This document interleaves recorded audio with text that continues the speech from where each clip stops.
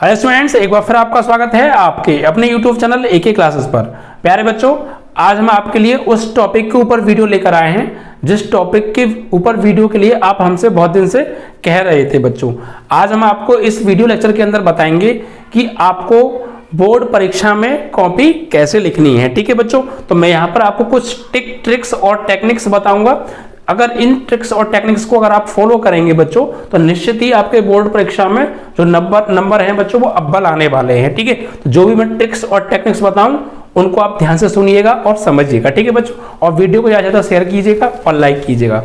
ठीक है बच्चों, चलिए, तो ये वीडियो जो है, चाहे वो क्लास 10th में हो बच्चा, या 11th में हो, या 12th में हो, या ग्रेजुएशन में हो, किसी भी परीक्षा में हो बच्चों, अगर आप कॉपी लिखने को आ रही है परीक्षा में, तो किस तरीके से कॉपी लिखनी है, किस तरीके से हमें अपनी प्रेजेंटेशन दिखानी है टीचर को, वो सारी चीजें मैं यहाँ पर आपको बहुत अच्छे से डिस्कस करने वाला हूँ। ओके बच्चों, तो सबसे मेन है कि बच्चों, जब भी बोर्ड परीक्षा में कॉपी चेक होती हैं तो टीचर के माइंड में अपनी कॉपी की एक इमेज बनाना, एक इंप्रेशन डालना, वो मेन है बच्चों।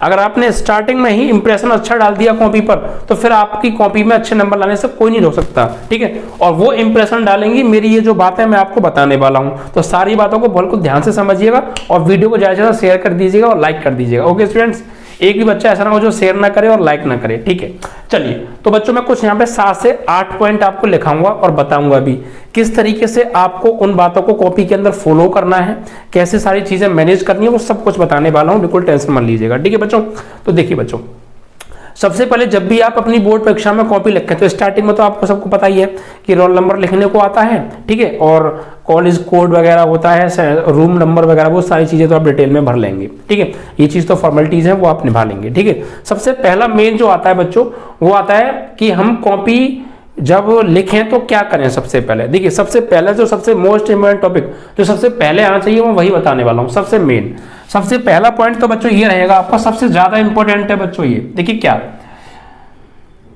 परीक्षा में बिल्कुल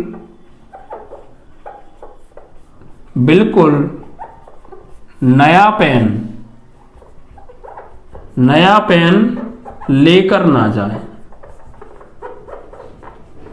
ठीक है बच्चों, आप कहेंगे सर ये क्या बात है। देखिए यही बात है मेन। अक्सर कर सब लोग यही कहते हैं यार हमारी परीक्षा है कल, तो आज ही नए पेन खरीद के रख लेते हैं। लेकिन बच्चों रियलिटी ये है कि आप पेपर में अगर लिखेंगे नए पेन से तो प्रॉब्लम क्या होगा, आपने ये देखा भी होगा, इस चीज को फॉलो भी किया होगा। फॉलो क्या आपने देखा होगा अपनी रियल लाइफ में, जब आप कर रहे होंगे काम वगैरह, तो नया पेन जब बच्चों होता है, जो उसकी निब होती है, वो पॉइंट जो होता है, एक्चुअली उससे जो इंक निकलती है वो रिदम में नहीं निकलती है। कभी ऐसा लगता है, कभी मतलब नए पेन से राइटिंग हमारी अच्छी नहीं आती है। सबसे मेन टॉपिक यही है बच्चों। अगर आप परीक्षा देने जा रहे हैं तो पेन दो या तीन दिन पहले ले लें और उन पेनों से पहले 1 या 2 पेज लिखाई या कोई भी काम कर लें उन पेनों से। उसके बाद 2-3 पेज लिखने के बाद जो पेनों में चलने की जो शक्ति आती है, एक तरीके से हम कह सकते हैं, यानी जो चलने में रिदम बनती है, वो बहुत अच्छी बनती है बच्चों। ठीक है, और ये आपने खुद देखा भी होगा। तो नए पेन तो लेकर जाएं, बट बिल्कुल नए पेन लेकर ना जाएं। मतलब समझ रहे हैं ना आप, उनसे आप पहले 1-2 पेज लिख लें, जिससे क्या हो कि वो पेन बहुत अच्छे से चलने लग जाए स्मूथली और राइटिंग भी आपकी बेस्ट आए। ठीक है, तो सबसे मेन पॉइंट ये है कि आप पेन कुछ दिन पहले ही खरीद लें, एक्स्ट्रा खरीद लें, और सबसे 2-2 पेज 1 पेज लिख लें, जिससे क्या होगा वो अच्छे से फिर चलने लग जाएंगे और हमारी राइटिंग अच्छी आएगी। सबसे मेन पॉइंट। ठीक है बच्चों, दूसरा पॉइंट बच्चों क्या है, कॉपी के प्रत्येक पेज पर अपना रोल नंबर, प्रत्येक पेज पर अपना रोल नंबर जरूर लिखें। भाई हालांकि रोल नंबर लिखने के लिए फर्स्ट पेज पे एंट्री जो होती है वहां पर स्पेस होता है, लेकिन सर हर पेज पर क्यों लिखें। देखिए आप लोग सब समझदार हैं। वैसे तो परीक्षा जो होती है उसके लिए बहुत ज़्यादा जो एटमॉस्फेयर है वो बहुत ज़्यादा टाइट कर दिया गया है सरकार की ओर से। आप जानते हैं सीसीटीवी कैमरेज भी लगे होते हैं और वॉइस रिकॉर्डर भी हैं। लेकिन ऐसी स्थिति में जब वॉइस रिकॉर्डर और कैमरे लगे हुए हैं तो वहां पे नकल करना संभव नहीं है। तो बच्चों क्या होता है, कभी कभी जो अच्छा बच्चा लिखता है, जिस बच्चे की कॉपी अच्छी होती है, ठीक है, अच्छी डेफिनेशंस वगैरह सब कुछ बहुत अच्छे से करके आता है, तो नकल करने का तो वहां पे लोगों को मौका मिलता नहीं है। तो कभी कभी क्या हो जाता है बच्चों कि कॉपियां चेंज कर दी जा रही हैं। कॉपियां तो चेंज नहीं, मतलब पहले पेज को तो चेंज नहीं होता, ये आशंका देखी गई है, कई बार ये चीज देखी है कि आपके बीच में से पेज निकाल के हो सकता है कोई चेंज कर दे।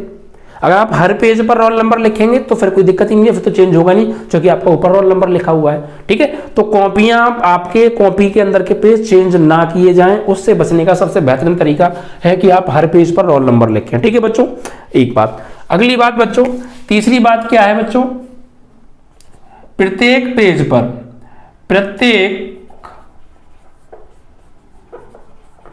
पेज के दोनों ओर, लेफ्ट साइड में भी और राइट साइड में भी, दोनों ओर मार्जिन, मतलब जिसे हम बोलते हैं बच्चों हाशिया, जरूर खींचे। ठीक है बच्चों, खींचे। जैसे आपने देखा होगा, सपोज ये आपका पेज है, ये आपका कॉपी का पेज है। ठीक है बच्चों, इस तरीके से ये आपका कॉपी का पेज है। तो आप क्या करिए, स्केल से इधर भी मार्जिन खींचिए और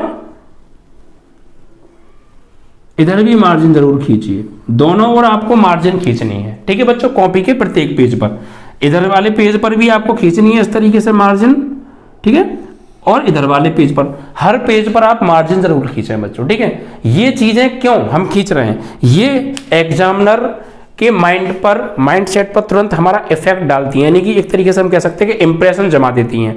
और अगर आपकी कॉपी वगैरह बहुत साफ सुथरी होगी, हर चीज बाकायदे से मार्जिन वगैरह खींच के आप लिखेंगे, ठीक है, फिर आप यहाँ पे लिखना स्टार्ट करें अपना जो भी है, ठीक है, इस तरीके से पेज पर, तो बहुत अच्छा इंप्रेशन बच्चों बोर्ड जो एग्जामिनर है उसके ऊपर पड़ने वाला है। क्योंकि बच्चों देखिए, अगर आपने स्टार्टिंग में इन सब चीज़ों को फॉलो किया, बहुत अच्छे से किया, तो एग्जामिनर के माइंड में सेट हो जाएगा कि भाई वाकई में किसी होशियार बच्चे की कॉपी है, क्योंकि सब चीज़ें बहुत कायदे से की हैं। तो फिर वो फ्री होकर कॉपी चेक करते हैं, फिर ज़्यादा डिटेल नहीं लेते, ज़्यादा टेंशन नहीं लेते, वो समझते हैं बच्चा इस चीज़ों को लिख रहा है तो बाकी में कुछ ना कुछ जानता होगा, और बाकी अच्छी से मार्किंग वो करते जाते हैं। ठीक है बच्चों, तो सबसे मेन चीज़ क्या है कि आपको मार्जिन दोनों वो जरूर करनी है। ठीक है बच्चों, इसके बाद नेक्स्ट जो पॉइंट है बच्चों वो ये है कि मैंने बहुत सारे बच्चों को देखा है कि जैसे मान लीजिए पेज है, ठीक है, ये पेज है और आप यहाँ पर मार्जिन खींचा, तो यहाँ पर लिखते हैं उत्तर का, या यहाँ पर लिखेंगे खंड खा। आप ऐसे ना करें बच्चों, आपको क्या करना है, उत्तर संख्या हो या खंड संख्या हो, या खंड बा, खंड खा, खंड गा, ऐसे से पेज के बिल्कुल बीच में लिखें, बिल्कुल बीच में लिखें, साइड में नहीं, बीच में लिखें। ठीक है बच्चों, बीच में जो है इसको लिखें। जैसे मान लीजिए सपोज बच्चों कि ये आपका पेज है कॉपी का, ठीक है, ये आपका कॉपी का पेज हो गया, ये कॉपी का पेज है। तो अब आपको लिखना है खंड का, तो यहां पे आप लिखेंगे खंड का और अंडरलाइन कर देंगे इस तरीके से, पेज के बिल्कुल बीचों बीच में करना है। बहुत से बच्चे यहां साइड में लिखते हैं कि उत्तर 5वें का नहीं, आपको ऐसे नहीं करना है, आपको उत्तर 5वें का साइड में नहीं लिखना है। भाई कॉपी पे आराम से दो लिखिए, क्या दिक्कत आ रही है, कॉपी भर जाएगी और मिल जाएगी। ठीक है, होम एग्जाम थोड़ी है देने में कतराएंगे टीचर। तो यहां पर आपको क्या करना है, बीच में लिखना है। जैसे आपको लिखना है उत्तर, सपोज आप लिख रहे हैं 5वें का, और इसको इस तरीके से स्केल से अंडरलाइन कर दीजिए आप।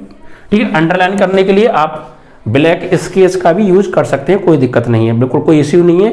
बहुत से लोग डरा देते हैं कि स्केच का यूज नहीं करेंगे, हाँ भाई स्केच का यूज नहीं करेंगे, लेकिन आप कलरफुल स्केच लेके जा रहे हैं, कोई रंग बिरंगी स्केच लगा रहे हैं, कभी लाल लगा दी, कभी पीली लगा दी, कभी हरी, ये अलाउड नहीं है। आप एक ब्लैक स्केच ले जा सकते हैं अंडरलाइन करने के लिए, इंपॉर्टेंट बातों को भी आप अंडरलाइन कर सकते हैं, या हेडिंग्स जब आप डालें तो उनको आप अंडरलाइन कर सकते हैं। ठीक है बच्चों, तो आपको बीच में लिखना है, पेज में, साइड में नहीं लिखना है। ठीक है, और एक लाइन छोड़ के बहुत सुंदर राइटिंग में अपना जो है काम शुरू कर देना है। तो ये सारी चीजें आप कहां लिखेंगे बच्चों, बीच में लिखना है। ठीक है बच्चों, अगली बात बच्चों 5वां पॉइंट आता है, ये सबसे ज्यादा महत्वपूर्ण पॉइंट है बच्चों, टाइम मैनेजमेंट।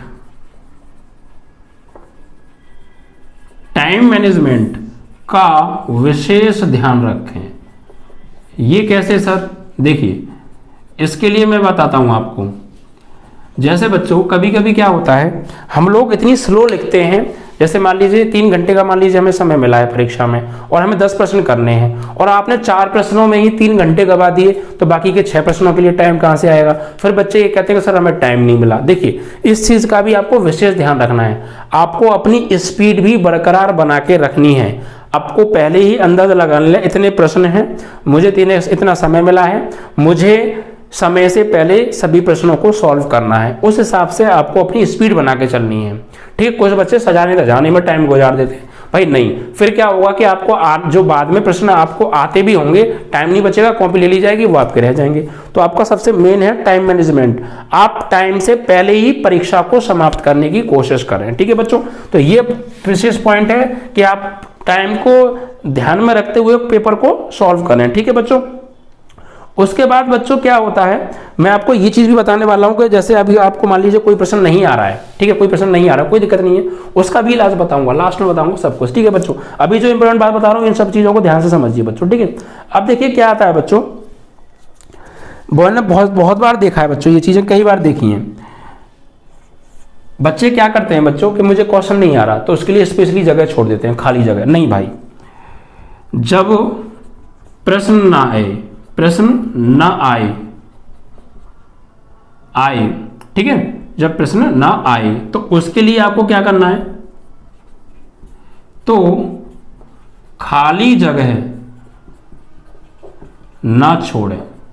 बहुत बच्चों को मैंने इस चीज में देखा है बच्चों, भाई मुझे 5वें का कबूतर प्रश्न करना नहीं आ रहा है, तो मैं क्या करूंगा, इतनी खाली जगह उसके लिए छोड़ दूंगा, फिर यहां से 5वें का खा खरगोश करना शुरू करूंगा। ठीक है, ये जगह छोड़ देते हैं साहब, आधा पेज छोड़ दिया, फिर आगे से शुरू करना। बहुत बड़ी गलती आप यहाँ पे कर रहे हैं बच्चों, बोर्ड परीक्षा की दृष्टि से बहुत ज्यादा, बोर्ड परीक्षा चाहिए किसी परीक्षा में हो, ये बहुत बड़ी आप गलती कर रहे हैं। कभी भी आप जगह नहीं छोड़ेंगे। उसका रीजन क्या है भाई, देखिए, जब आपको प्रश्न आया नहीं और आपने बाद में कर दिया, ठीक है, या फिर आपने नहीं आया, तो अब क्या होगा, कॉपी जमा हो गई, तो भाई एग्जामिनर के पास जाएगी, वो कहेगा अच्छा खाली जगह छोड़ी है, प्रश्न नहीं आ रहा था तो खाली जगह क्यों छोड़ी? कहीं ना कहीं से मिलने के चांसेस होंगे, उनके दिमाग में नेगेटिव थिंकिंग चली जाती है कि भाई नकल मिलने के चांसेस होंगे, नकल की कॉपी है, कि भाई इसने खाली जगह क्यों छोड़ी, इसने चीजें छोड़ी होगी कि इसे बाद में कहीं से टिप टाप करने को मिल जाएगा। तो सबसे नेगेटिव पॉइंट, ऐसी कोई भी नेगेटिव पॉइंट ना छोड़ें जो टीचर के माइंड में आपको जो है दिक्कत दे। ठीक है बच्चों, ये तो कोई भी बच्चा खाली जगह नहीं छोड़ेगा। ठीक है बच्चों, नेक्स्ट पॉइंट क्या है बच्चों, सबसे मेन, क्वांटिटी पर ध्यान न देकर क्वालिटी पर ध्यान दें प्यारे, क्वालिटी पर ध्यान दें। ये मोस्ट इंपॉर्टेंट टॉपिक है बच्चों। बहुत से बच्चे क्या करते हैं कि भाई 4 नंबर का या 2 नंबर का सवाल पूछा है, 2 नंबर का सवाल पूछा है, पूरा 1.5 पेज भर दिया, रामायण भर दी। नहीं भाई, शॉर्ट में लिखें, जो पूछा है प्रश्न के अंदर सिर्फ उसी बात को लिखें, कम टाइम में जवाब, मतलब कम लैंग्वेज में जवाब दें, मतलब कि क्वांटिटी को ना देखें कि साहब मैं क्वांटिटी बढ़ा दूं, 2 पेज कर दूं, 3 पेज कर दूं। अरे भैया 3 पेज से मतलब क्या है, जब किसी चीज का, किसी प्रश्न का आंसर 4 लाइन में दिया जा सकता है तो आप बिल्कुल पॉइंट टू पॉइंट 4 लाइन का आंसर दीजिए। आप 4 पेज क्यों भर रहे हैं? तो क्वांटिटी नहीं, क्वालिटी पर विशेष ध्यान देंगे आप। पूछा क्या है एग्जैक्ट उसी पॉइंट पर आप विशेष ध्यान देने वाले हैं। ठीक है, एक बात और बच्चों में देखता हूं कि काफी बच्चे जो है रफ वर्क जो करते हैं बच्चों, जिस पेज पर लिख रहे हैं प्रश्न उत्तर जो है उसी पेज पे आप रफ वर्क करने लग जाते हैं। ऐसा आपको नहीं करना है बच्चों। रफ वर्क आपको कॉपी के बिल्कुल पीछे वाले पेज पर जाके करना है, वहां पर आप लिख देंगे रफ वर्क, और जो भी आप वर्क करेंगे लास्ट में उसको देखने के बाद काट देंगे। ठीक है, तो रफ वर्क आपको कॉपी के जस्ट पीछे करना है। और एक सबसे इंपॉर्टेंट बात, जैसे आप कोई चीज लिख रहे हैं, जैसे आपने लिखा रामबाग, सपोज ये आपने लिखा, ठीक है, अब आपने क्या किया, ये आपसे गलती हो गई कुछ, इसमें आपको ये ना लिख के कुछ और लिखना था, तो आपको क्या करना है, एक बार काट देना है ऐसे। ठीक है, एक बार ऐसे करके काट देना है। अब ये नहीं कि बहुत सारे बच्चे क्या करते हैं, मैं देखता हूं भाई राम बाग गलती लग गया और भैया उसको रंग देंगे, बिल्कुल रंगना नहीं है, आपको वो हाईलाइट नहीं करना है। ठीक है, वो वैसे भी दिख रहा है टीचर को आपने काटा है, और आप ऐसे लिखेंगे तब भी दिख रहा है आपको। ये सही काटने का तरीका है, ये तरीका ठीक है, ये तरीका गलत है। ठीक है बच्चों, तो इन विशेष बातों पर आप ध्यान दीजिएगा। अब बच्चों जैसे आपको कोई प्रश्न नहीं आता है तो आप क्या करें भाई, होता है तो आपको क्या करना है, आपने पूरे साल पढ़ाई की है, आपको उसके बारे में जो भी कुछ आता हो, कहीं से भी कुछ भी आता हो, उसके बारे में जो भी पता है, बस वो बना बना के आप लिख के आइए, साफ साफ दूर दूर थोड़ी बड़ी बड़ी राइटिंग में लिख के आइएगा। ठीक है बच्चों, जो ने जो पूछा है वही लिखें। अगर आपको नहीं आ रहा है तो कोई बात नहीं, छोड़ने से अच्छा है तो कुछ लिख कर आए, क्योंकि बच्चों स्टेप मार्किंग होती है, किसी भी प्रश्न को छोड़े ना उसके बारे में कुछ ना कुछ जरूर लिख के आए। ठीक है बच्चों, क्योंकि स्टेप मार्किंग होती है। अगर आप 6 नंबर का सवाल है, आप दो लाइन भी लिखाएंगे तो आपको नंबर मिलेगा। ठीक है, तो आपको जो भी कुछ आता है बना बना के साफ साफ दूर दूर उसके बारे में लिख के आइएगा। ठीक है, तो इन सब बातों का विशेष अगर आप ध्यान रखेंगे तो फिर आपके बोर्ड एग्जाम में अव्वल नंबर आने से कोई नहीं रोक सकता। ठीक है बच्चों, और ज्यादा से वीडियो को शेयर कीजिएगा और बच्चों लाइक कीजिएगा। जय हिंद, जय भारत।